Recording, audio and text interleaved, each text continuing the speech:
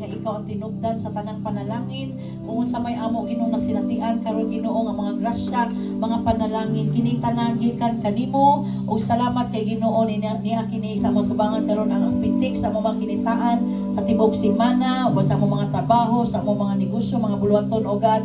Father God, we declare Ginoo nga ikaw Ginoo magabalik mga pilo pa gyud nga panalangin sa matag kinabuhi sa imong mga katawhan. And Lord, salamat Ginoo nga pinaagi ni Ginoo mong gihatag diha kanimo Lord, ibalik Ginoo sa matag panudlanan o God sa imong mga katawhan. And Lord, we declare Ginoo that you will provide all our needs o God. Salamat Ginoo tungod kay ikaw Ginoo tinubdan sa panalangin sa among kinabuhi. Og salamat Ginoo nga sa among paghatag karon Ginoo karong semana o God, among gi-declare nga dunay breakthrough nga mahitabo sa among mga kinabuhi, especially Ginoo in all our kuan Lord God, among mga panginahanglan Lord God in financial aspect Ginoo. Salamat Ginoo nga duna kay buhaton nga panalangin ibubo Ginoo sa imong mga katawhan. Dalaygon ka sa walay katapusan, and we declare your blessing upon blessing Ginoo sa matag usa ka namo. Kining tanan Lord among isalig diha lamang kanimo, in Jesus mighty name we pray.